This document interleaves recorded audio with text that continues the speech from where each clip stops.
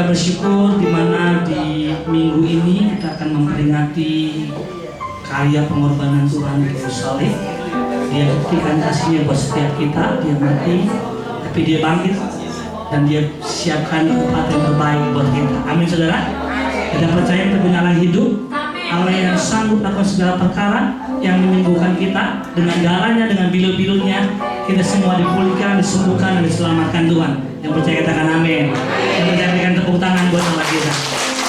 Kasih Tuhan. Oleh kuasa darah-Mu, Kau telah tebus dosaku. Kekudusan-Mu melingkupiku. Kasih-Mu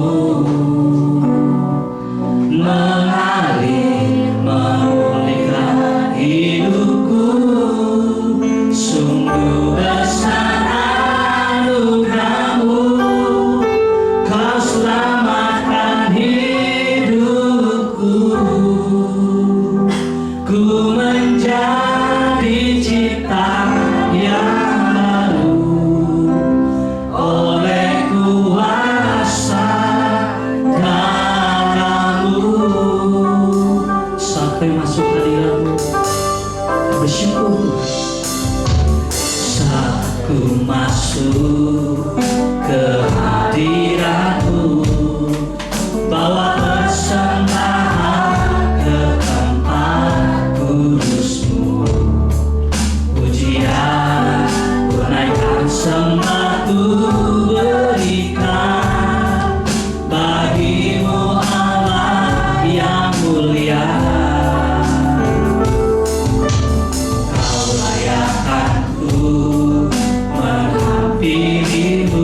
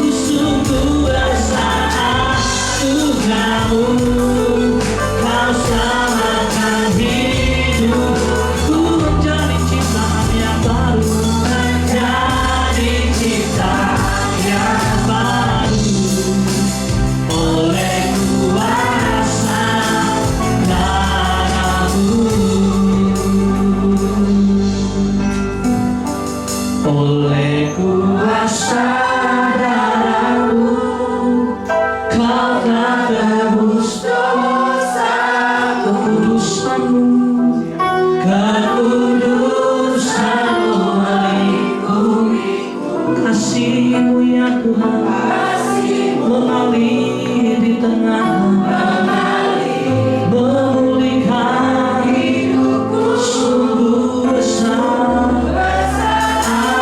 anugerah-Mu, Kau selamatkan. Mari sama-sama kita bagi berdiri, saudara. Ku menjadi ciptaan yang baru oleh kuasa, lebih lagi oleh kuasa darah-Mu.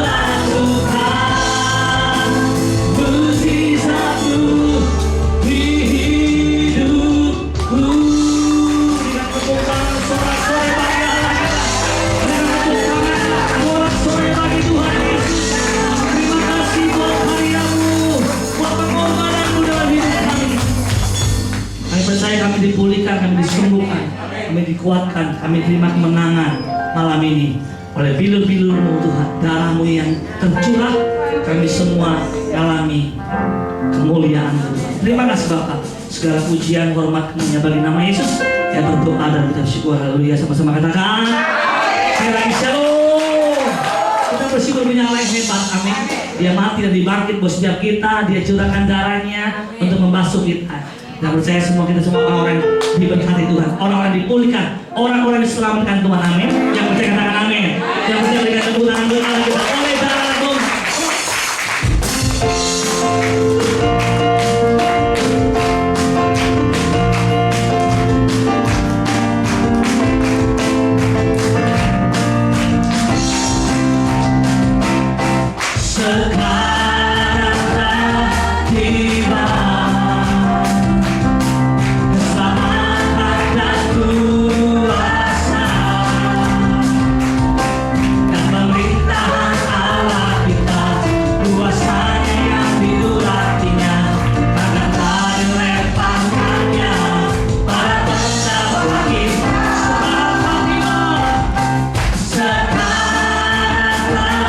Tiba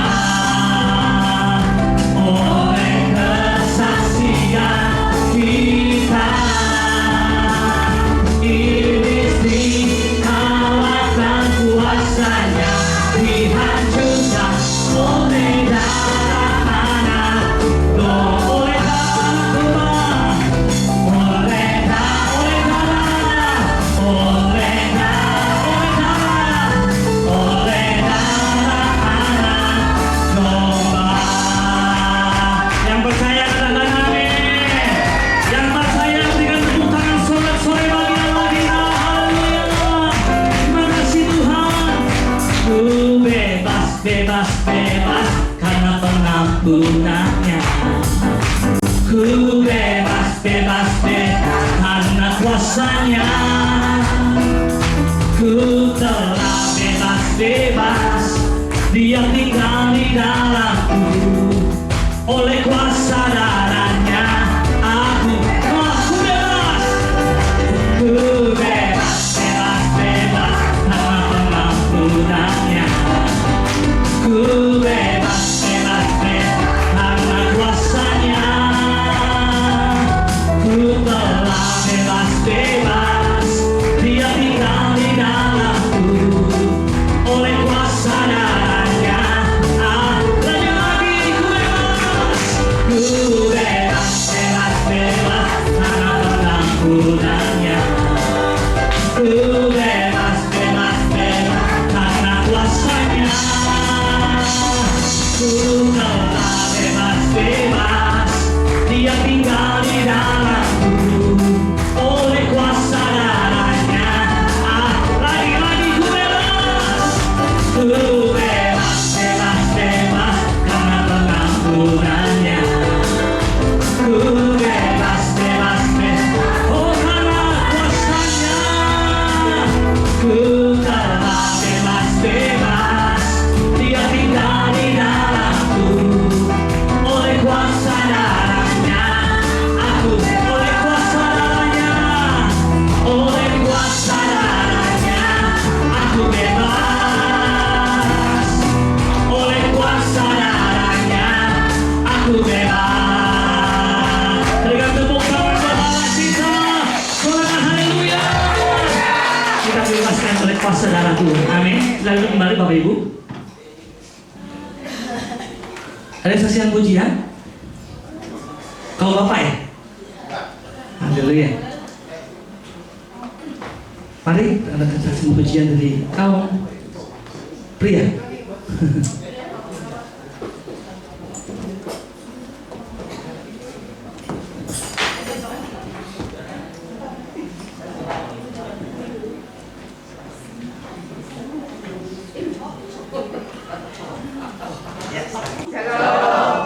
Puji Tuhan, terima kasih juga kepada Tuhan Yesus yang begitu baik untuk kita ya. Juga terima kasih untuk Saudari Agun yang boleh memperkenalkan BD Immanuel di tempat ini. Kalau lihat Saudari Agun kenali, kita nggak tahu loh Martin.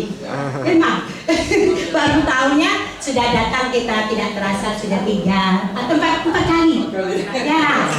Ya puji Tuhan. Saya berkata pada Agun, saya tergerak kenapa? Karena menjelang Paskah, ya. The power, the glory dari Yesus yang sudah menang. Ya, minggu depan kita rayakan Paskah, Jumat kita merayakan penderitaan Yesus kita. Saya ingin bersaksi sedikit sebelum saya ditampilkan lagunya. Lagu ini memang memacu semangat kita. Waktu kita ditabis tanggal 8 Oktober 2018, kita berdua ditabiskan jadi pendeta. Waktu itu lagu ini sungguh-sungguh saya tulis dan saya berkata, khotbah pertama juga kita sebagai pendeta waktu itu saya berkata, Tuhan mulai saat itu kami berdua akan sungguh-sungguh menunaikan amanat agung Tuhan. Kami lepaskan dari semua pelayanan, kami bertekad mulai freelance saat itu. Kami mulai freelance dan kami bergabung dengan PGI. Misi PGI itu merintis ya gereja-gereja Tuhan memberitakan Injil, khususnya untuk orang-orang HK. Di sini yang bisa bahasa HK siapa? Hakanin, nah. Siapa Hakanin? Oke, yang Hakanin itu kalau bisa kerjasama ya kita untuk memberitakan Injil untuk orang-orang HK. Di Bekasi banyak orang HK, apalagi yang kumpul di Kartini sono. Kenapa saya bisa kumpul di sana dan juga bergabung kepada mereka, walaupun mereka masih pai-pai banyak suhu-suhu kalau ada cap gombe, kalau ada pangtung atau apa mereka kumpul, tapi mereka tahu kami musi, mereka welcome. Kami punya satu tekad, kami tidak mau membuat ada perbedaan, kami adalah saudara kamu. Karena saya orang Singkawang, ya. Kenapa tidak? Saya datang, saya berkawan dengan kamu, dan mereka tahu kami sebagai pendeta selalu diberi kesempatan untuk menyanyi. Karena mereka suka karaoke. Waktu kami nyanyi, kami tidak pernah lepaskan dari kata Tuhan Yesus. Waktu kami nyanyi, mereka dengar sih musiknya, kok ada Tuhan Yesus juga? Bejuju Yasu, bejuju Yasu di lagu itu. Nah, di saat itu mereka bertanya, siapa Yesus? Kami mau bersaksi, oke ya? Dan juga untuk Cendeng bulan ini banyak undangan ke kuburan. Kemarin di kuburan Karawang, mereka walaupun undang pakai sesajen, bawa banyak makanan daging-daging, tapi kami berkata kepada mereka. Dan saya berkata pada Tuhan juga, Tuhan mereka tidak tahu, mereka belum tahu. Saya harus menjadi teman mereka. Dan dia lihat Musa datang, Musa itu boksu, pendeta, mereka tahu ya Musi loyo, pun Musi kongsa, ya kasih kesempatan Musi, wah ini kesempatan ini, ya Musi pimpin acara tidak lama, paling tidak 10 menit untuk acara Kristen. Kami tidak malu-malu berkata bahwa Tuhan Yesus, dia sudah percaya Yesus. Memang yang meninggal itu rata-rata suruh meninggal kami datang untuk memberitakan Injil, dan dia sudah percaya Yesus. Walaupun pakai cara mudah, tidak masalah ya. Yang penting kami beritakan Injil, dan saudara berkata kalau tidak ada suhu itu yang pimpin, kamu bisa nggak pimpin? Mereka bilang aku nggak mau. Adiknya bilang rumahnya kan ada vihara untuk Taoisme. Kalau mama nggak ada gimana? Kamu mau nggak lanjutin? Dia berkata aku tidak mau, aku mau ikut Musa aja. Aku ikut Musa, percaya Yesus. Oke, yuk kami mau nyanyi lagu Injil kabar yang baik ya. Kita merayakan hari Jumat Agung Paskah, kita ingat Injil kabar yang baik. Oke, musik.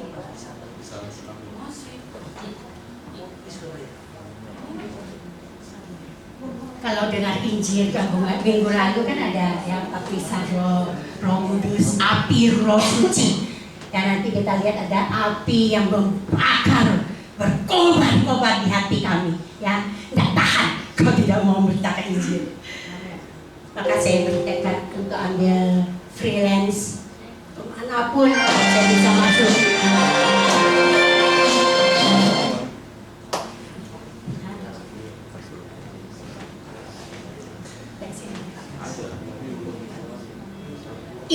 kabar yang baik.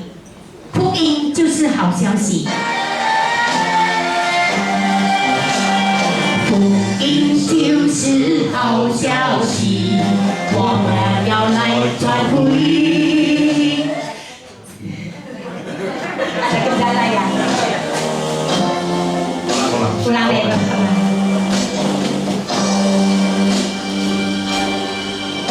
Ulang dari awal ya.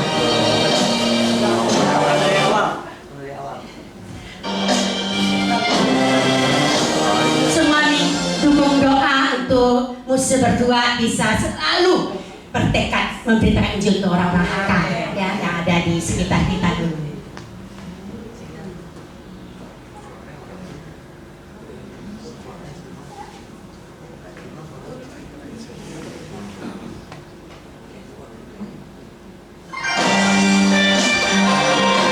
Sambil mendengarkan, sambil berdoa untuk kami berdua.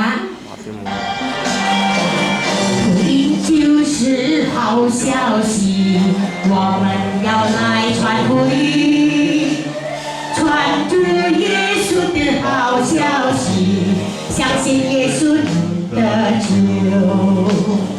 无论你们在哪里，可以到主耶稣里来，耶稣全能的双手带领我们的脚步。Tepuk tangannya, dan lebih semangat.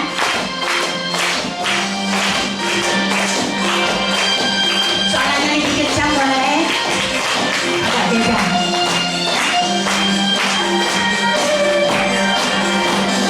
福音就是好消息，我们要来传福音，传主耶稣的好消息，相信耶稣的救。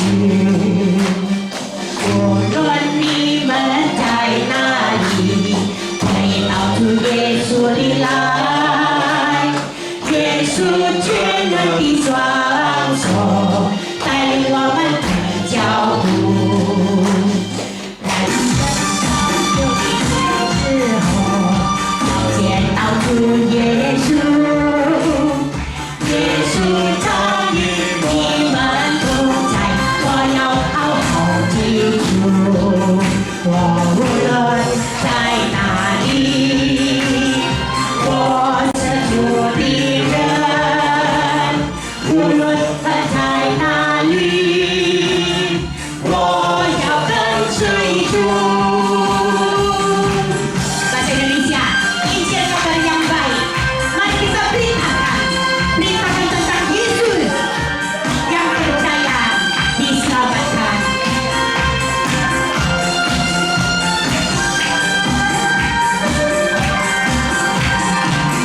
Injil kabar yang baik, mari kita beritakan tentang Yesus, percaya diselamatkan. Di mana engkau berada, datang pada Tuhan. Tangan kasih Tuhan Yesus ditinggalkan hidupmu. Di kota atau di desa, jiwa sama berharga. Tuhan Yesus besertamu sampai selamanya. Di mana kau berada, tinggal miliknya. Hidup atau mati, ku milik Tuhan. Kita milik Tuhan. Terus kita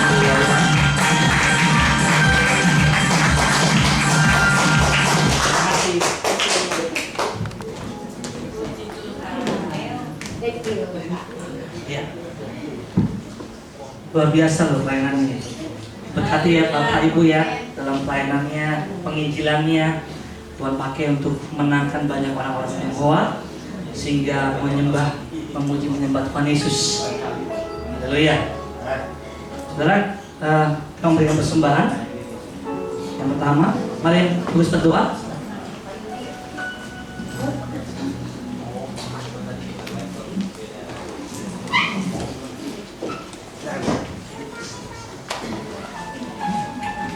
Mari kita berdoa bersama-sama.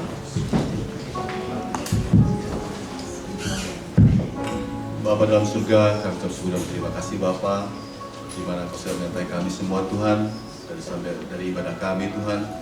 Biarlah kami pada saat malam hari ini kami ingin mempersembahkan persembahan kami yang terbaik bagi Engkau Tuhan. Terimalah berkat daripada Engkau Tuhan.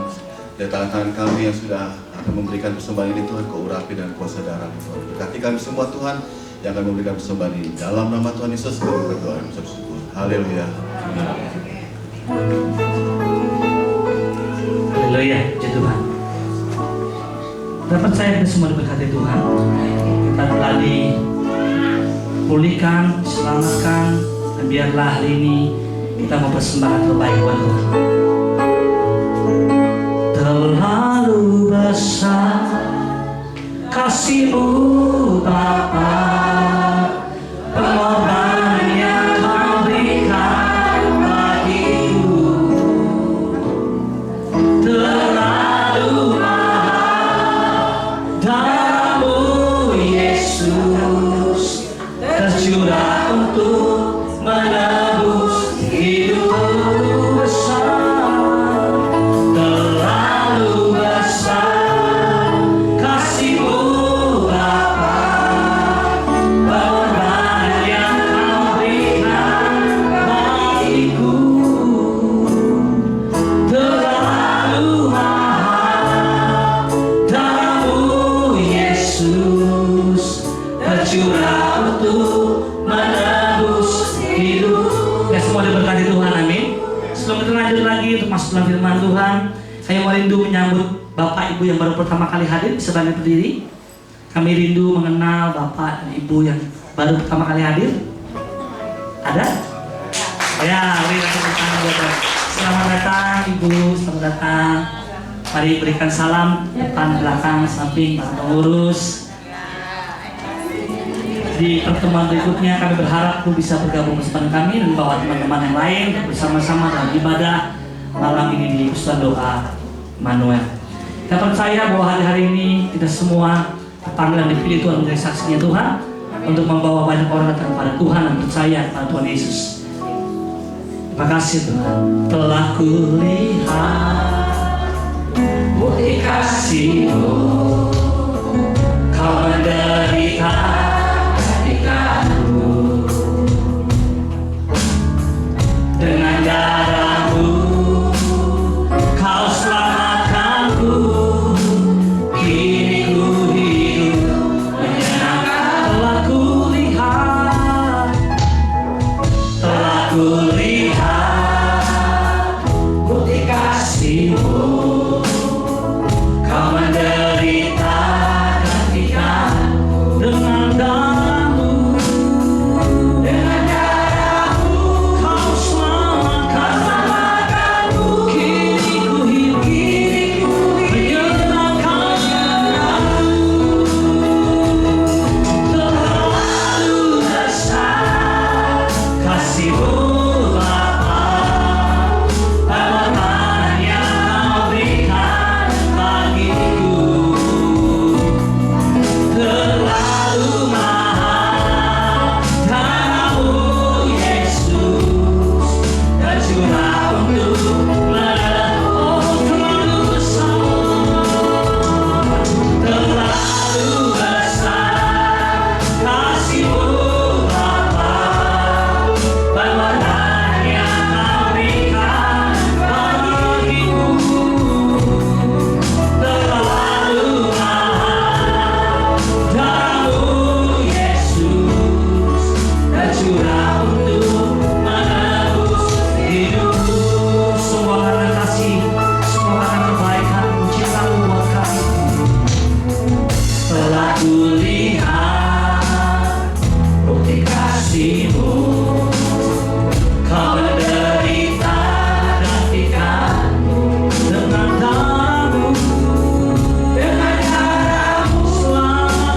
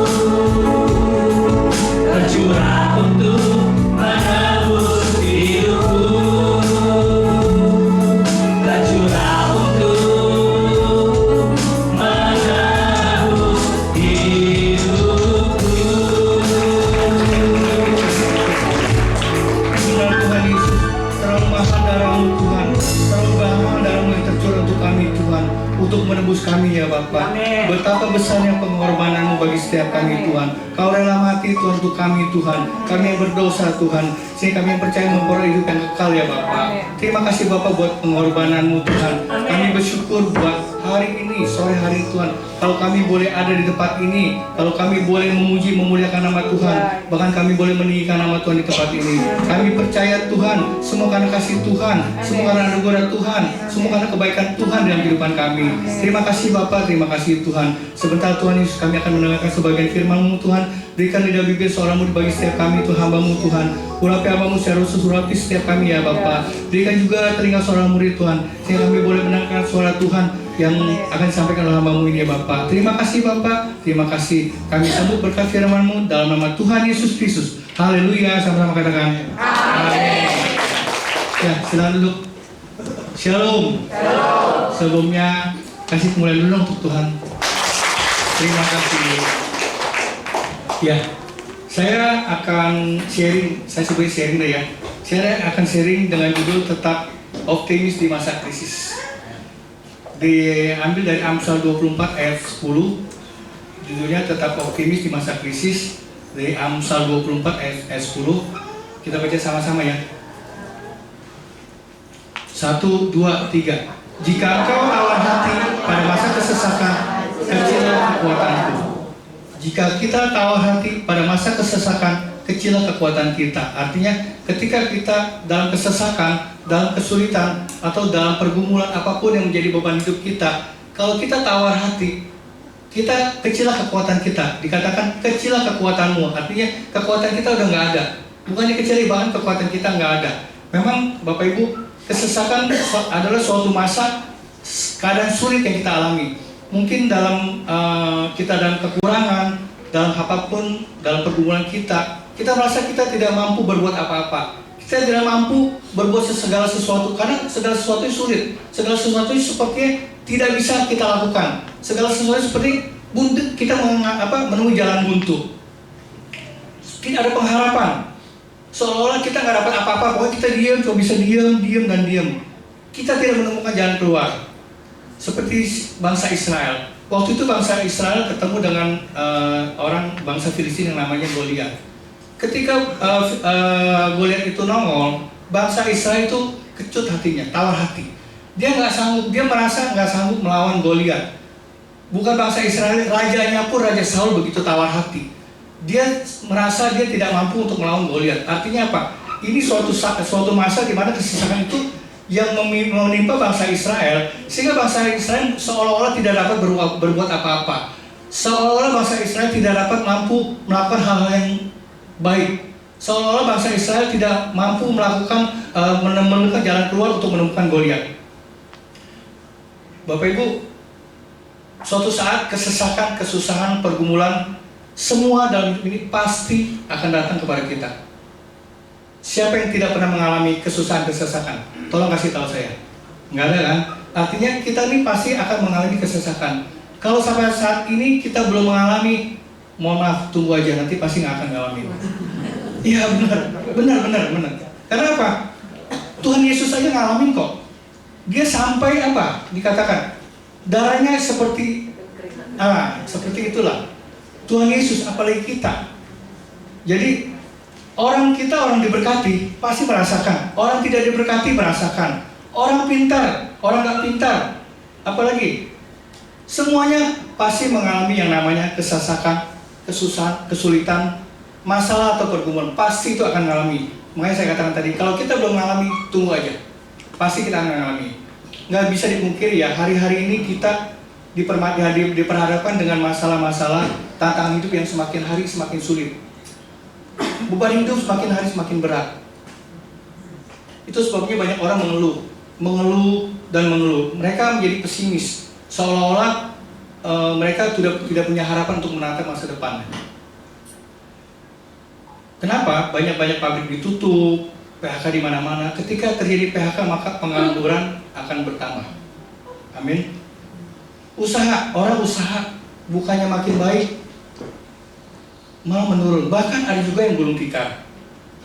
Harga kebutuhan pokok meningkat. Coba, ini ibu-ibu nih ya, ibu-ibu saya katakan, kemarin saya bulan Januari, saya ada beli beras. sekian. Februari saya beli naik. Dan Maret saya beli juga naik. Jadi artinya memang ini situasi ini memang harus kita hadapi. Bukan siapa sih, semua harus hadapi. Jadi kalau sampai saat ini Bapak Ibu ditolong, dipelihara Tuhan, sampai saat ini bahkan Bapak Ibu diberkati sama Tuhan, itu semua karena anugerah Tuhan. Semua karena kebaikan Tuhan dalam kehidupan kita. Ketika terjadi PHK besar-besar, maka terjadi apa? Pengangguran, kan? Orang mau makan, orang perlu makan, orang perlu biaya, orang perlu apa lagi? Perlu uang untuk makan. Mereka nggak ada kerja. Ujungnya apa? Mereka melakukan kejahatan. Salah satunya begal. Kita tahu ya, begal itu bukannya main-main ya. Dia begal itu kalau bisa dia orangnya dulu didukai baru diambil barangnya. Jadi anak saya ini beberapa waktu yang lalu anak saya kena dibegal. Jadi pulang kerja dia naik motor kan kalau motor sekarang kan ada ini ya, taruh sini.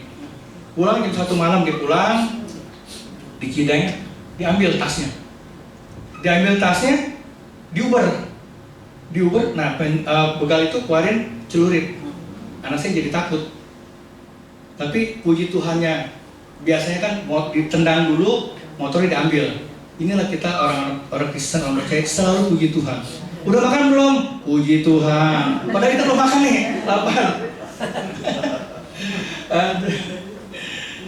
Ya, semuanya apa lagi?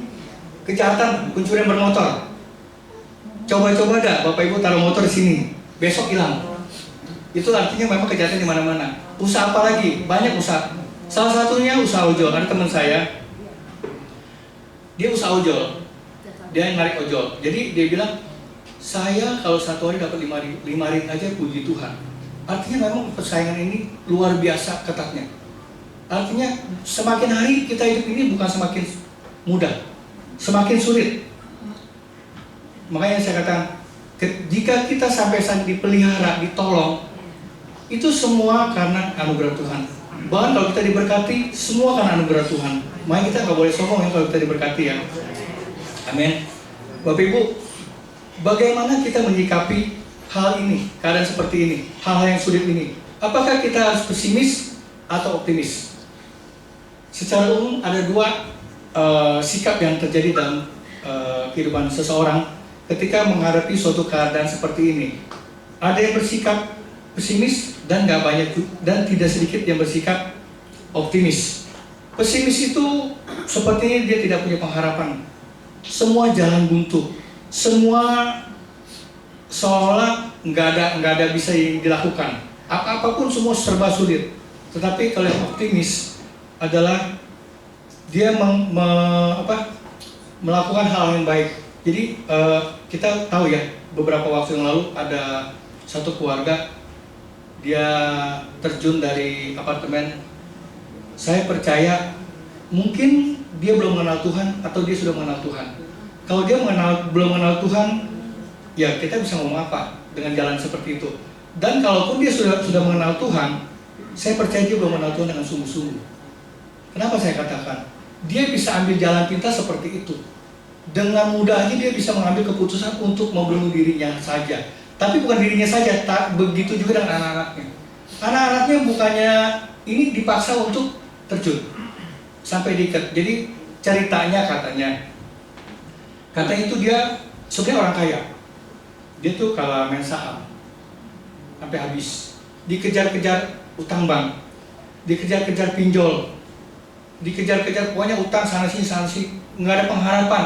Seolah-olah, makanya saya bilang tadi, seolah-olah tidak ada pengharapan, seolah-olah jalan ini buntu, dia nggak bisa melakukan apa-apa, mau melakukan ini nggak bisa, melakukan itu nggak bisa, nggak mampu.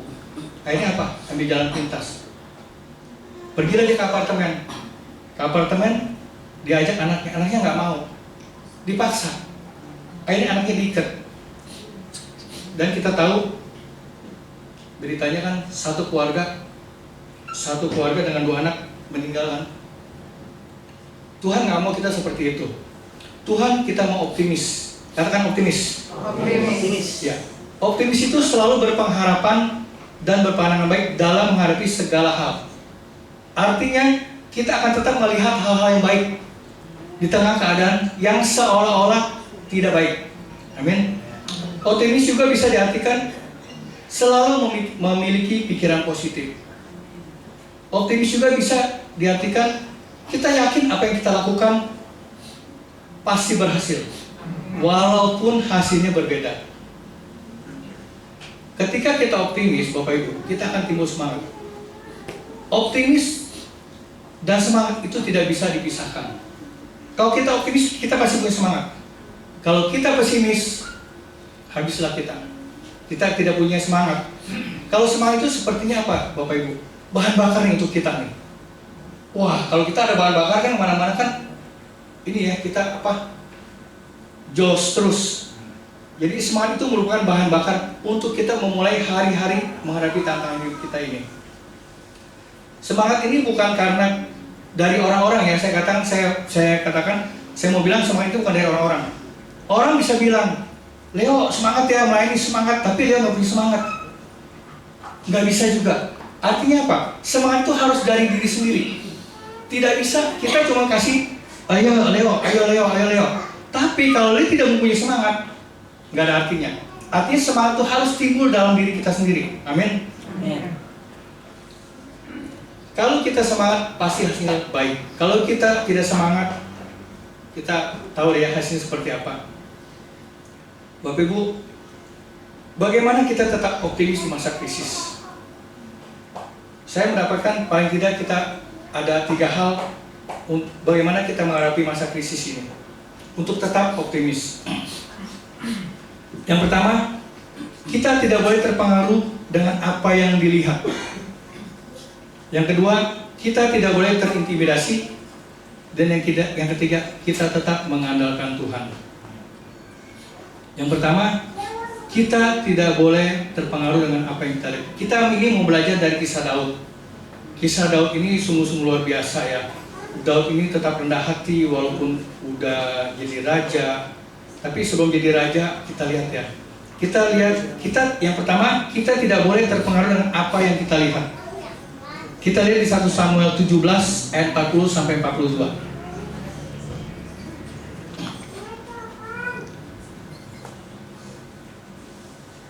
Lalu Daud mengambil tongkatnya di tangannya, dipilihnya dari dasar sungai 5 batu yang licin dan ditaruhnya dalam kantung gembala yang dibawanya, yakni tempat batu-batu, dan umbannya dipegangnya di tangannya. Demikianlah ia mendekati orang Filistin itu. Ayat 41. Orang Filistin itu kian dekat menghampiri Daud, dan di depannya orang Filistin itu, orang yang membawa perisainya. 42. Ketika orang Filistin itu menunjukkan pandangannya ke arah Daud serta melihat dia, dihinanya Daud itu karena ia masih muda, kemerah-merahan dan elok parasnya. Amin. Bapak Ibu, waktu itu ketika bangsa Israel berhadapan dengan Goliat, seperti saya katakan tadi, maka tawarlah hati bangsa Israel karena merasa tidak mampu melawan Goliat. Juga demikian dengan Raja Saul. Kenapa? Di Goliat dikatakan tingginya 6 hasta. 6 hasta itu dikonversikan ke sekarang itu kurang lebih 2,7 meter. Hampir 3 meter. Kita standar orang-orang Israel berapa? Anggap 180. Masih ada selisih 90 cm. Kalau dia berantem, dia dipegang palanya, dia nggak bisa apa-apa, nggak nyampe gitu kan. Iya kan? Apalagi dia memakai baju jirah tahu ya kita ya, untuk melindungi badannya. Beratnya 5.000 sikal tembaga. Kalau dikonversikan 57 kilo. Kita bawa 20 kilo aja susahnya minta ampun. Dia bawa 57 kilo. Memakai penutup kain tembaga. Ini dia pakai membawa tombak yang dikatakan mata tombaknya 600 sikal besi beratnya. Dikonversikan 7 kilo, 6,9 kilo. Sedangkan bangsa Israel seperti apa? Kalau dikatakan dia melawan Daud, seperti anak kecil melawan kita. Bisa apa anak kecil itu? Demikian juga bangsa Israel.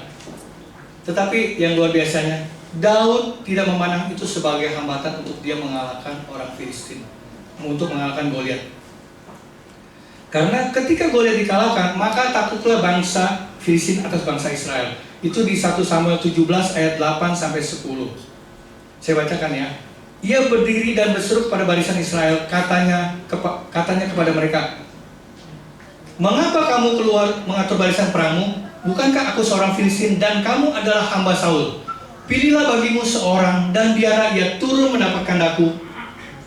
Jika ia dapat berperang melawan aku dan mengalahkan aku, maka kami akan menjadi hambamu." Perhatikan, ketika dia bisa mengalahkan Goliat, maka kami, artinya bangsa Filistin, akan menjadi hamba orang Israel.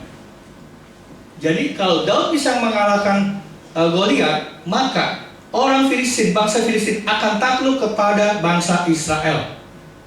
Lanjut.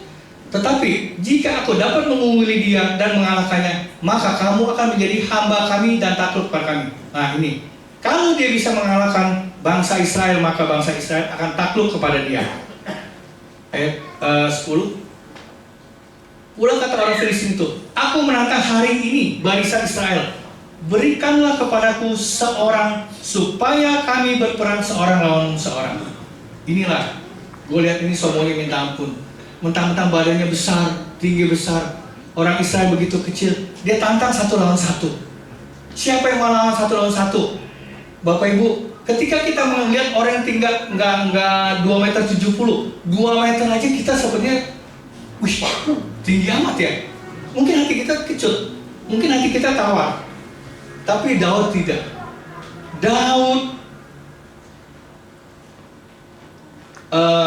Daud ini tidak memandang hal itu sebagai hambatan bagi dia. Dia tetap percaya bahwa Tuhan Allahnya sanggup melakukan hal-hal yang luar biasa dalam kehidupannya. Seringkali Bapak Ibu, kita seringkali gagal dalam melihat menghadapi segala sesuatu, baik pergumulan kita, baik masalah, baik sakit penyakit kita seringkali gagal. Gagalnya dalam arti apa? Kita hanya melihat sakit penyakit kita. Kita cuma lihat, wah masalah kita berat, beban kita nih, wah besar, Goliat ini sungguh banyak. Beban kita seperti gunung yang tinggi, menghalangi kita untuk melakukan hal-hal yang besar, hal-hal yang baik, hal-hal yang luar biasa. Kita merasa nggak sanggup, kita merasa nggak mampu, kita merasa, aduh kita nyerah aja deh. Kita merasa kita nggak bisa apa-apa, kita nggak bisa merasa tidak melakukan apa-apa. Tetapi ini Daud luar biasa. Daud tetap percaya dia mampu mengalahkan Goliat. Kita merasa kita tidak mampu melakukan apa-apa, kita tidak bisa ini, tidak bisa ini, tidak bisa ini, tidak bisa itu. Padahal kita lupa ada Tuhan yang di belakang kita, yang selalu menolong kita, yang selalu memberkati kita, memimpin kita. Ketika kita sakit, Tuhan selalu memulihkan kita. Ketika kita dalam kesusahan, Tuhan selalu menghibur kita. Bapak Ibu, seringkali kan kita merasa sakit penyakit kita nggak sembuh-sembuh. Udah lama nggak sembuh-sembuh. Saya mau katakan, Bapak Ibu kalau yang sakit hanya 1-2 tahun itu belum apa-apa. Perempuan yang 12 tahun pendarahan, bayangkan pendarahan 12 tahun. Saya sih nggak ngerasain dan tidak akan merasakan seperti itu. Ibu-ibu pasti merasakan. Kalau pendarahan itu 1 minggu aja bagaimana rasanya? Mungkin lemes. Ini 12 tahun loh. 12 tahun dia mengalami pendarahan. Bagaimana itu? Mungkin tubuhnya kurus kering, udah jalan juga berat. Tapi Yesus kita sanggup menyembuhkan dia. Amin. Rumah tangga kita seringkali kita ribut, soal kecil kita ribut. Apa ribut? Kita lupa loh bahwa kita waktu diberkati kita sudah berjanji. Kita dalam susah dan atau dalam suka atau duka kita tetap mengasihi. Jangan masalah sedikit ribut. Jangan masalah sedikit pecah. Masalah sedikit piring terbang. Itu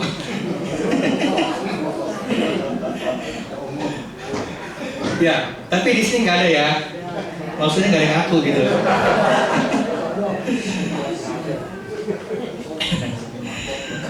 Jika Allah dulu memberkati janda di Sarfat, kita tahu ya ceritanya ya. Dia pun sanggup memberkati kita. Karena apa? Kasih Allah dahulu, sekarang, bahkan sampai selama-lamanya tidak akan pernah berubah. Artinya kalau dulu Tuhan tolong janda di Sarfat, saat ini pun sekarang Tuhan akan tolong kita. Dan nanti pun Tuhan nggak bisa tolong kita karena kita sudah tidak ada. Mungkin Tuhan akan tolong anak cucu kita. Amin.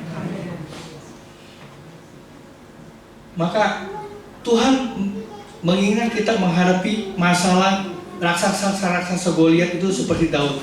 Kita tidak boleh memandang masalah, tetapi harus fokus kepada pertolongan Tuhan. Sebab apa? Hidup kami ini adalah karena percaya, bukan karena melihat. Dan Tuhan turut bekerja untuk mendatangkan kebaikan bagi kita. Amin. Ketika kita kuat menghadapi masalah, kesulitan, pergumulan, maka kita akan keluar sebagai pemenang, bahkan lebih dari pemenang. Ini ada seorang kaya. Saya pakai nama Herman biar aman. Aman ya, Man ya. Herman ini orang kaya. Aman kan, Man? Jadi dia ini beli burung burung kicau. Dia beli burung. Nah, dia beli burung, habis dia beli, dia taruh bikin sangkar yang lebih bagus dari besi supaya aman, supaya kucing, tikus atau binatang lain nggak bisa itu sangkarnya. Karena kalau sangkar kayu mungkin kucing bisa mengobrak-abrik. Jadi dia kasih sangkar besi. Jadi dia sungguh senang, dia taruh di tempat tinggi supaya apa? Supaya kucing, tikus nggak akan bisa menjangkau dia. Jadi pas dia tidur, ini burung ini tiba-tiba lihat ada kucing di bawah. Lihat kucingnya ketakutan dia, terbang ke sana, terbang ke sini, terbang ke sana kemari. Karena dia terbang, kucing ini jadi, ada apa ya? Dilihat, makin ketakutan itu burung.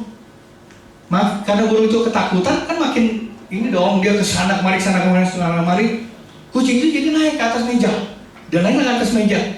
Artinya kan makin dekat sama burung itu, makin ketakutan juga tuh burung, makin panik. Dia terbang sana terbang kemari. Supaya apa? Supaya kalau dia terbang sana kemari, dia bebas dari kucing itu. Akhirnya pagi-pagi Herman bangun pas mau dengar suara burung itu. Pas Herman bangun, lihat burung itu udah mati. Burung itu mati. Jadi burung itu mati kenapa? Karena ketakutan lihat kucing, padahal kucing itu tidak membahayakan dia. Dia lari ke sana, lari kemari. Akhirnya badannya kena bentur besi, kan? Besi kan lumayan kan, akhirnya dia mati. Jadi yang kita ambil kesimpulan dari ini apa? Kita ini sebenarnya sudah ditebus sama Tuhan dengan darah yang mahal. Seperti tadi dia beli dengan darah yang mahal, tidak terkira. Kalau kita ditebus dengan darah yang mahal, artinya nilai itu tidak terhingga. Bukan itu aja, bukan ditebus saja. Kita ditempatkan di sangkar yang baik, yang aman dari segala hal yang buruk, dari kucing, dari aman, kita pasti aman. Masalahnya, kita ini seringkali melihat masalah. Masalahnya kita lihat kucing loh. Kucing itu menakutkan, kucing itu bahaya, kucing itu mau nyerang kita. Padahal kita tahu, sangkar itu begitu kuat, tidak akan mampu kucing siapapun akan merusak sangkar itu. Jadi seringkali kita ini sebagai anak Tuhan merasa bahwa beban kita, masalah kita tuh begitu berat. Seperti kita tidak sanggup melakukan hal-hal yang baik. Sepertinya kita tuh lupa bahwa ada Tuhan. Tuhan sudah mendesain kita. Kalau Bapak Ibu beli burung, piara burung, Bapak Ibu kasih makan nggak? Kasih makan kan? Artinya apa? Kalau Tuhan sudah piara kita, dikasih sangkar, Tuhan pasti kasih kita makan kok. Tuhan akan cukupkan kita. Artinya apa? Tuhan tetap pelihara kita. Amin. Jadi tetap kita jangan memandang masalah suatu beban. Pandang kebaikan Tuhan, pandang perbuatan-perbuatan Tuhan yang begitu luar biasa. Padahal kalau burung itu diam aja, nggak apa-apa, cuma lihat aja, dia duduk tenang, aman, nggak akan mati. Karena ketakutan, cuma lihat masalah ini makin dekat. Akhirnya apa? Terbang sana kemari, akhirnya mati. Itulah. Jadi kita jangan melihat masalah sebagai beban kita. Kita pandang Tuhan, pandang kebaikan Tuhan. Kenapa? Tuhan pertolongan Tuhan, anugerah Tuhan begitu besar bagi kita. Saya katakan tadi, pertolongan Tuhan dulu Tuhan tolong orang Janda Sarfat, Tuhan pasti tolong kita saat ini. Dan Tuhan juga akan tolong kita untuk anak cucu kita. Amin. Yang kedua, kita tidak boleh terintimidasi. Tadi yang pertama, apa Bapak Ibu? Kita jangan lihat masalah. Yang kedua, kita tidak boleh terintimidasi. Di 1 Samuel 17 ayat 32, 33, berkatalah Daud kepada Saul, janganlah seorang menjadi tawar hati karena dia, hambamu ini akan pergi melawan orang Filistin itu. 33. Tetapi Saul berkata kepada Daud, tidak mungkin engkau dapat menghadapi orang Filistin itu untuk melawan dia, sebab engkau masih muda, sedangkan dia sejak dari masih mudanya telah menjadi prajurit. Ayat 43. Tetapi Daud berkata kepada Saul, hambamu ini biasa memalakan kambing domba ayahnya. Apabila datang singa atau beruang yang menerkam seekor domba dari kawanannya, 43. Orang Filistin itu berkata kepada Daud, anjingkah aku, maka engkau mendatangi aku dengan tongkat. Lalu demi para allahnya orang Filistin itu mengutuki Daud. 44. Pula orang Filistin itu berkata kepada Daud, hadapilah aku, maka aku akan memberikan dagingmu kepada burung-burung di udara dan kepada binatang-binatang di padang. Amin. Bapak Ibu, awalnya Daud tuh begitu semangat. Ayat 32. Berkatalah Daud kepada Saul, janganlah seorang menjadi tawar hati karena dia, hambamu ini akan pergi melawan orang Filistin itu. Daud ini semangat banget. Daud ini semangat banget untuk mengalahkan Goliat. Tapi perhatikan 33. Tetapi Saul berkata kepada Daud, tidak mungkin engkau dapat menghadapi orang Filistin itu untuk melawan dia, sebab engkau masih muda, sedangkan dia sejak dari masa mudanya telah menjadi prajurit. Bapak Ibu, ketika Daud semangat-semangatnya untuk mengalahkan orang Filistin, Saul datang. Kamu tuh gak bisa ngalahin Goliat. Dia tuh dari kecil, dari masa mudanya jadi prajurit. Badannya besar seperti King Kong. Badannya besar, tinggi besar. Dia memakai baju jas segala macam, luar biasa kan? Artinya apa? Sepertinya menurut Saul, Daud tuh nggak mungkin mengalahkan Goliat. Menurut Saul. Jadi waktu Daud semangatnya, seringkali waktu kita semangat untuk melakukan hal yang besar, waktu kita semangat untuk melakukan hal yang luar biasa dalam kehidupan kita, seringkali ada kata-kata intimidasi. Seringkali kita intimidasi. Kamu tuh nggak bisa, kamu tuh nggak mampu. Dia tuh dari mudanya sudah jadi tentara, sudah jadi prajurit, terlatih. Kamu apa? Kamu anak kecil, dikatakan mukanya kemerah-merahan. Apalagi kamu hanya mengamalkan kambing domba 2 atau 3 ekor. Itu pun nggak lebih, nggak seperti kakak-kakak Daud. Kakak-kakak Daud kan jadi tentara. Daud apa? Makanya Saul ini merasa tidak mungkin. Tapi Daud luar biasa ya. Dia tidak melihat hal itu. Karena apa? Karena seringkali kita nih diintimidasi. Kita mau melakukan hal yang besar, mau melakukan ini, mau melakukan itu. Kita nih diintimidasi. Kamu nih nggak bisa. Kamu nih bisa apa sih? Pendidikan kamu apa sih? Kamu sekolah sampai mana sih? Kamu punya uang berapa sih? Kamu inilah itulah intimidasi. Jadi intimidasi orang Filistin ya. Kita bacakan ayat 43. Orang Filistin itu berkata kepada Daud, anjingkah aku, maka engkau mendatangi aku dengan tongkat. Lalu demi para allahnya orang Filistin itu mengutuki Daud. 44. Pula orang Filistin itu berkata kepada Daud, hadapilah aku, maka aku akan memberikan dagingmu kepada burung di udara dan kepada binatang-binatang di padang. Ini intimidasi. Daud intimidasi. Artinya kalau hadapi aku, maka aku akan memberikan dagingmu kepada burung-burung di udara, kepada binatang-binatang di padang. Artinya Goliat itu yakin sekali Daud ini pasti kalah. Daud ini pasti mati. Maka dia berkata, aku akan memberikan dagingmu kepada burung-burung di udara dan kepada binatang-binatang di padang. Bapak Ibu, intimidasi adalah tindakan atau perkataan yang menakut-nakuti, memaksa orang untuk melakukan hal-hal atau berbuat, atau kita digertak, diancam.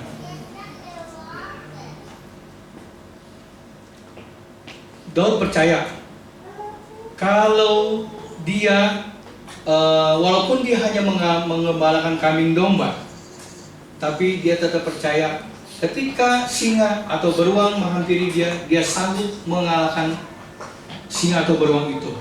Karena apa? Karena ada Tuhan bersama-sama dengan dia. Demikian juga kita, Bapak Ibu. Kalau kita, Tuhan bersama-sama dengan kita, kita jangan takut, jangan ragu. Kita percaya Tuhan pasti melakukan hal yang luar biasa. Jadi ini ada satu orang ya, waktu masa pandemi itu dia kerja di Starbucks. Dia kerja sebagai bikin kopi, bikin coklat. Ya itulah namanya barista ya. Jadi saya kenal dia karena saya sering beli dia punya es coklat.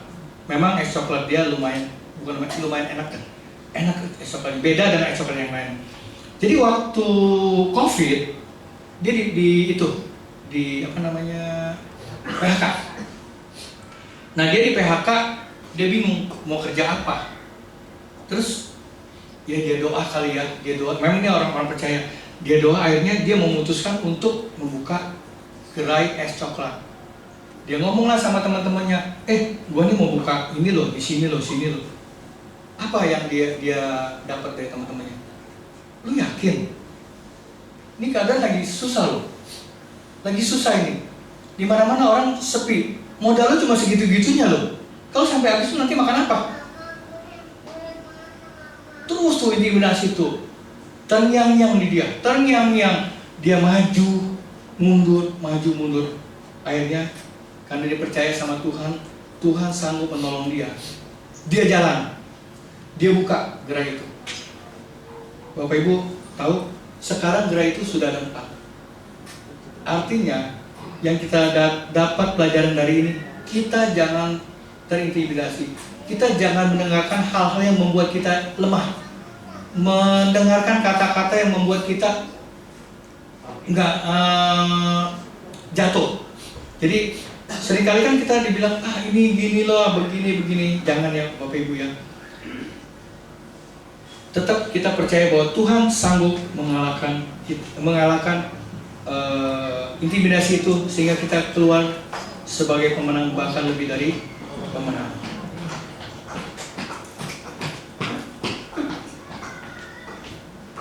Bapak Ibu, tadi pertama kita tidak memandang masalah. Daud tidak memandang masalah yang dihadapi. Daud tidak terintimidasi sama Goliat. Daud tetap percaya bahwa Tuhan sanggup melakukan hal yang luar biasa dalam kehidupan dia. Bapak Ibu, kita mari belajar ya. Belajar untuk kita tetap optimis di masa krisis. Yang ketiga,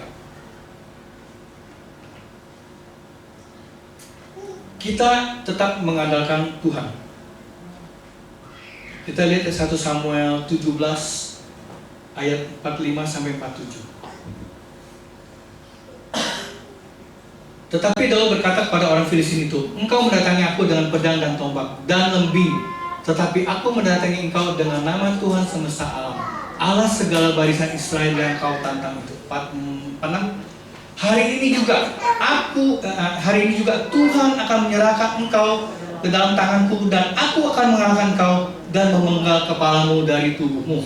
Hari ini juga aku akan memberikan mayatmu dan mayat tentara orang Filistin itu kepada burung-burung di udara dan kepada binatang-binatang liar, supaya seluruh bumi tahu bahwa Israel mempunyai Allah. 47. Dan supaya segenap jemaah ini tahu bahwa Tuhan menyelamatkan bukan dengan pedang dan bukan dengan lembing, sebab di tangan Tuhanlah pertempuran, dan Ia pun menyerahkan kamu ke dalam tangan kami. Amin. Jadi sekarang tadinya kan Goliat yang mengintimidasi Daud. Goliat yang bilang kalau Daud dagingnya akan diserahkan kepada burung-burung, kepada binatang-binatang liar. Sekarang berbalik. Daud berkata, daging kamu akan memberikan mayatmu dan mayat tentara Filistin kepada burung-burung di udara. Daud yang berkata ini, dan kepada binatang-binatang liar, supaya seluruh bumi tahu bahwa Israel mempunyai Allah. Daud ini percaya, dia tetap mengandalkan Tuhan. Kalau Tuhan bersama dia, dia sanggup mengalahkan Goliat. Dia sanggup mengalahkan Goliat yang begitu besar. Bahkan sekarang Daud berbalik dia bilang apa? Aku akan memberikan mayatmu dan mayat tentara Filistin itu kepada burung-burung di udara dan kepada binatang-binatang liar, supaya seluruh bumi tahu bahwa Israel mempunyai Allah, dan supaya jemaah ini tahu bahwa Tuhan bukan menyelamatkan bukan dengan pedang dan bukan dengan lembing, sebab di tangan Tuhanlah pertempuran itu, dan Ia menyerahkan kamu ke dalam tangan kami. Artinya Tuhan berperang bagi kita. Kita tidak usah berperang, Tuhan sendiri yang berperang untuk kita kok. Kalau Tuhan berperang untuk kita, yakin, jangan kata 100%, mungkin 1000% kita akan menang. Karena siapa? Tuhan sendiri yang berperang untuk kita kok. Siapa yang bisa ngalahin Tuhan? Tuhan begitu luar biasa. Makanya di sini dikatakan supaya jemaat tahu bahwa Tuhan menyelamatkan bukan dengan pedang dan bukan dengan lembing. Sebab di tangan Tuhanlah pertempuran itu, artinya Tuhan yang memiliki pertempuran itu.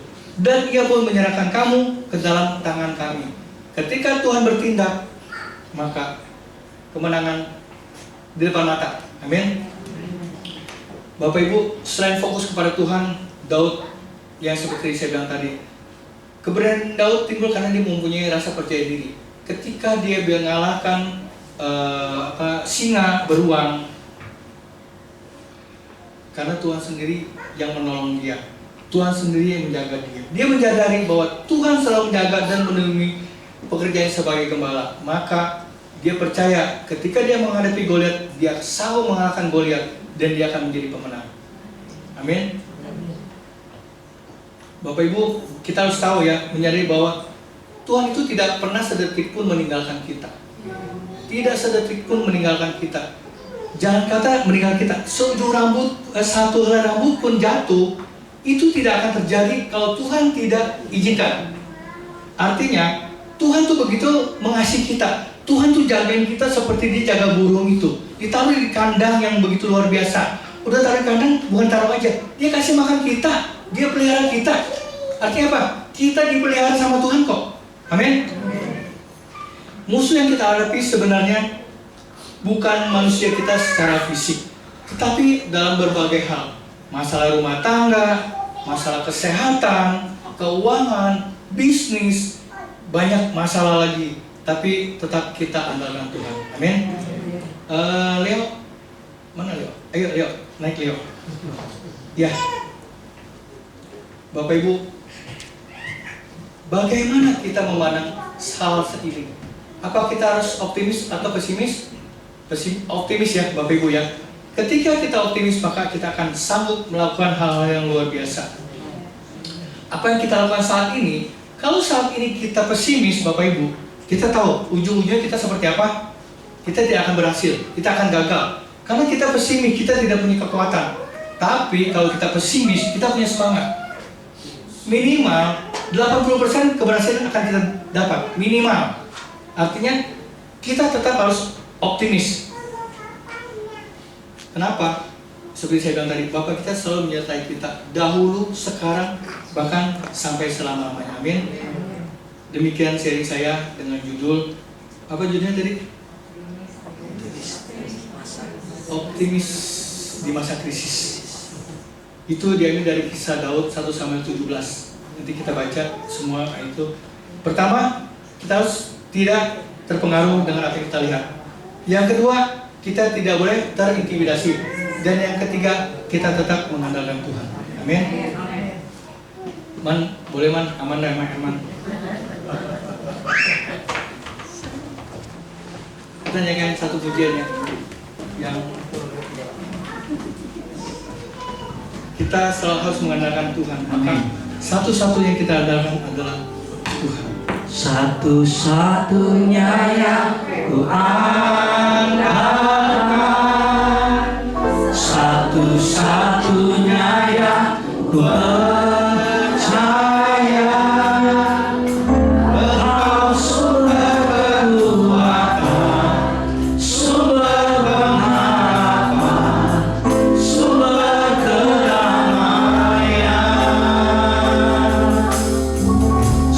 Satu-satunya yang ku andalkan,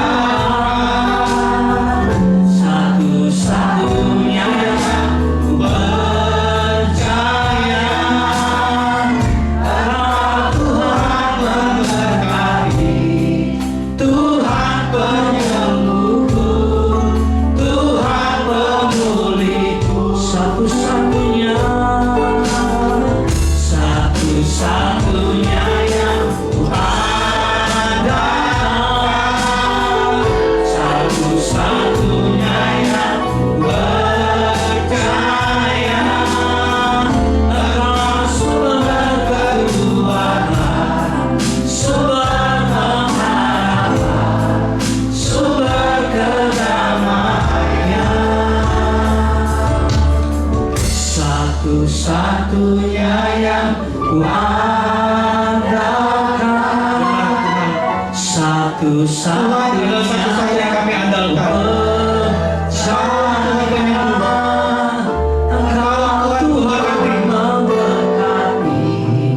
Tuhan yang memulihkan hidup kami. Bahkan Tuhan yang menjaga setiap langkah hidup kami. Terima kasih Bapak buat firman-Mu Tuhan yang sudah mengajarkan kami Tuhan, ketika kami menghadapi masalah, persoalan, pergumulan, kami mau tetap optimis ya Bapak. Karena ketika kami optimis, maka kami mempunyai semangat yang baru. Kami tidak mau melihat masalah kami tidak mau melihat beban yang menjadi pergumulan kami, tapi kami hanya mau memandang Tuhan. Kami tidak mau terintimidasi oleh kata-kata yang melemahkan kami, tapi kami mau mendengarkan firman-Mu Tuhan, setiap perintah-perintah firman-Mu Tuhan, agar hidup kami berkenan di hadapan-Mu ya Bapa. Dan kami selalu mengandalkan Engkau Tuhan. Terima kasih Bapa buat firman-Mu Tuhan. Berkati umat Tuhan yang ada di tempat ini Tuhan. Berkati setiap kami, berkati keluarga kami, berkati usaha kami, bisnis kami, bahkan pelayanan kami. Memberkati setiap aspek kehidupan kami. Apapun yang kami lakukan, apapun yang kami perbuat, kami percaya Tuhan akan buat berhasil. Terima kasih Bapak, terima kasih. Dalam nama Tuhan Yesus Kristus, haleluya, amin. Tuhan semoga berkati, amin. Kita memberikan persembahan kedua sekaligus realisasi pujian dari Kak Ros.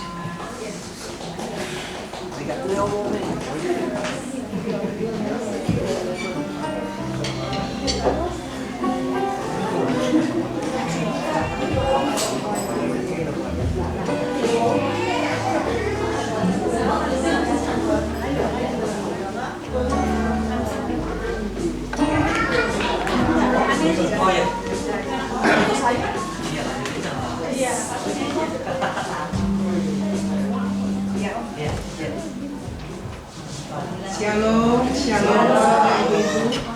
Kami melakukan satu pujian bersama-sama. Kiranya pujian ini menjadi kekuatan dalam hidup kita, sehingga kita semakin ingat bahwa hidup kita tidak ada apa-apa yang bukan Tuhan Yesus. Amin.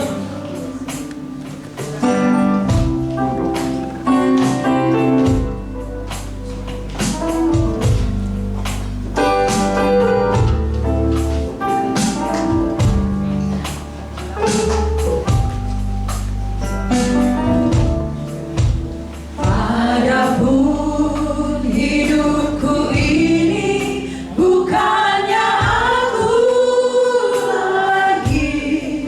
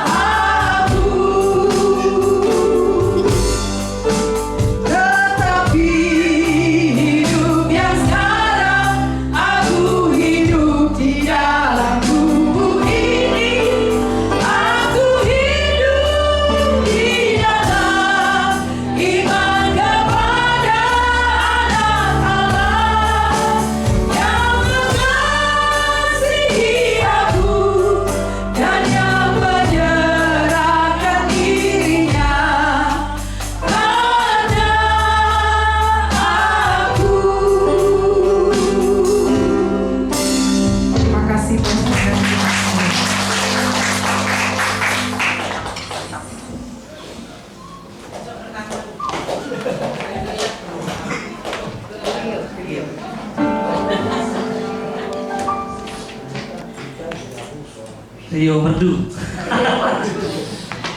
Ya, kita menghadiri pada kita, mari sama saya sedang berdiri. Karya terbesar dalam hidupku, pengorbananmu yang selamatkanku, adalah harta yang tak ternilai yang ku miliki dan ku hargai. Yesus Engkau Tuhan. Terima kasih buat karya besar hidupku ini, karya terbesar dalam hidupku, pengorbananmu yang selamatkanku, adalah yang tak ternilai yang ku miliki dan ku hargai.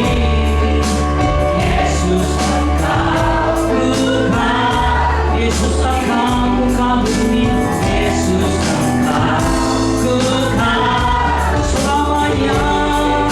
Yesus Engkau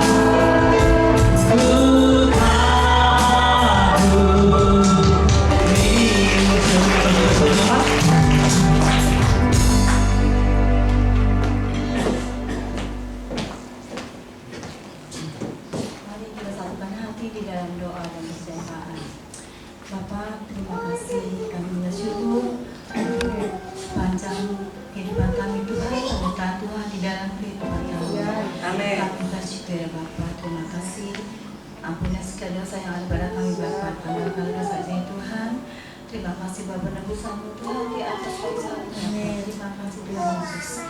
Engkau telah menjadi korban perjanjian baru Tuhan untuk menyelamatkan jiwa kami Bapa. Terima kasih.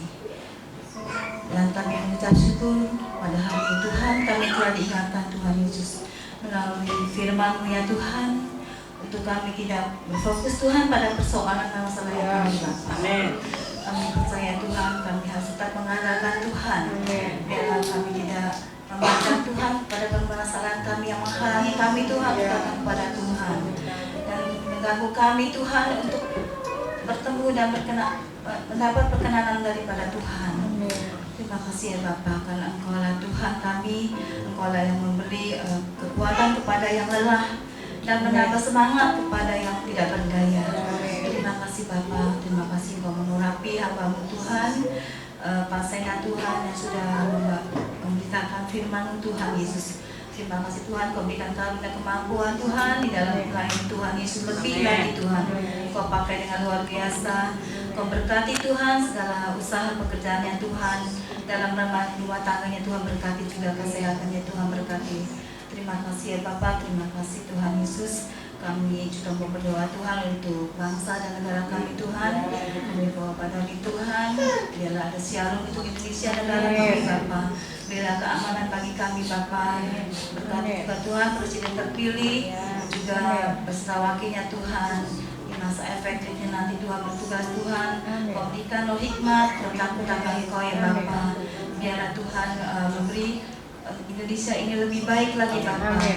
Terima kasih ya Tuhan, memberkati juga Tuhan kabinet para menterinya Tuhan Yesus, juga pemimpin-pemimpin yang di bawahnya pun yang sekalipun Tuhan yang di bawah Tuhan, Kau juga tolong Tuhan Yesus berikan hikmat Tuhan, bertakut akan Tuhan, supaya Engkau yang memimpin Tuhan Indonesia ini Tuhan, Engkau yang berjalan di depannya Tuhan Yesus. Terima kasih supaya Indonesia Tuhan ada kemuliaan nama Tuhan ditinggikan.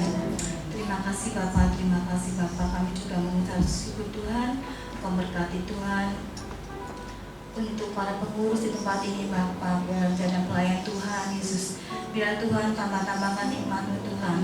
Berilah Tuhan roh sehati Bapak, seia sekata Tuhan, memberkati juga kemampuannya Tuhan Yesus, supaya di dalamnya Tuhan Engkau lebih lagi Tuhan bertanggung jawab penuh Tuhan Yesus. Kami juga menalar segala roh pemecah belah Tuhan dalam nama Tuhan Yesus.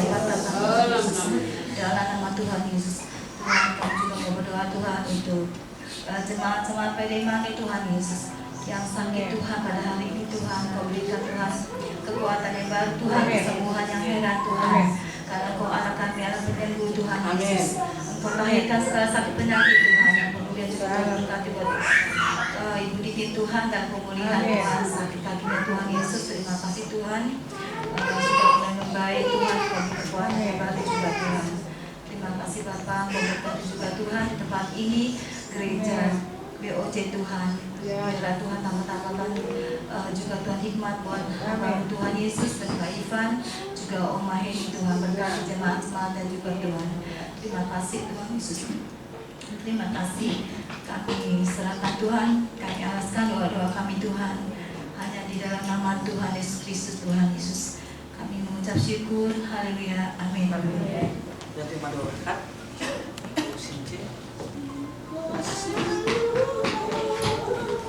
Untuk kasih setiamu yang ku alami dalam hidupku. Terima kasih Yesus untuk kehadiranmu sepanjang hidupku. Angkat tanganmu sebagai tanda syukur. Terima kasih Yesusku.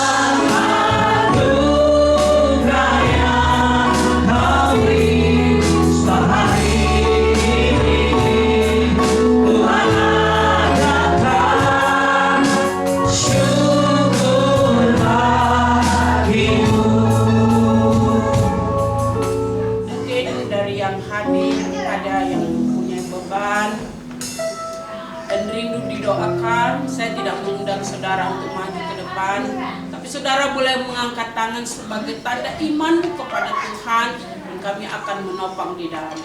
Haleluya. Kalau ada yang mau, boleh angkat tangan dan kami akan mendoakan. Haleluya. Terima kasih Bapa yang baik. Ada tangan-tangan yang terangkat kepada-Mu Tuhan, sebagai tanda di mana mereka perlu Engkau. Mereka terbatas dengan keberadaan mereka. Tapi biarlah Tuhan dengan tangan yang terangkat kepadamu, kiranya Engkau turun tangan, memberkati, menolong, menopang, memampukan untuk bisa melewati hari-hari yang ada bersama Engkau Tuhan.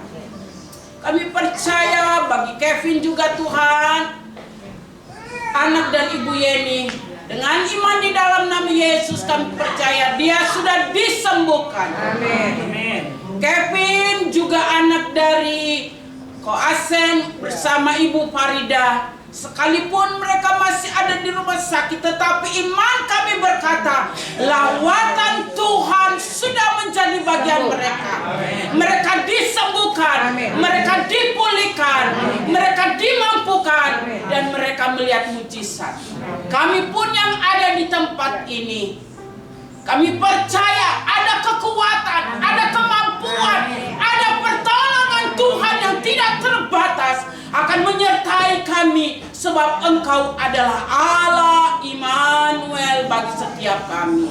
Saudaraku yang kekasih, arahkan pandangan mata imanmu kepada Tuhan, karena pertolongan yang sesungguhnya itu datangnya daripada Tuhan. Amin. Sebentar kau boleh tinggalkan tempat ini, tapi yakinkan dan percayakan imanmu, hidupmu kepada Tuhan, bahwa Tuhan tidak pernah meninggalkan engkau. Pulanglah dan bawalah damai sejahtera yang daripada Tuhan, persekutuan Allah Roh Kudus hari ini sampai Maranatha menyertai engkau dalam keluargamu, menyertai dalam rumah tanggamu, memberkati segala usaha dan pekerjaanmu, memberkati semua dikerjakan oleh tanganmu, memberkati rumah tanggamu, anak-anakmu, dan apa saja dikerjakan dibuat berhasil dan beruntung. Damai sejahtera Allah menyertai engkau hari ini di dalam berkat nama Tuhan Yesus Kristus. Yang percaya katakan amin.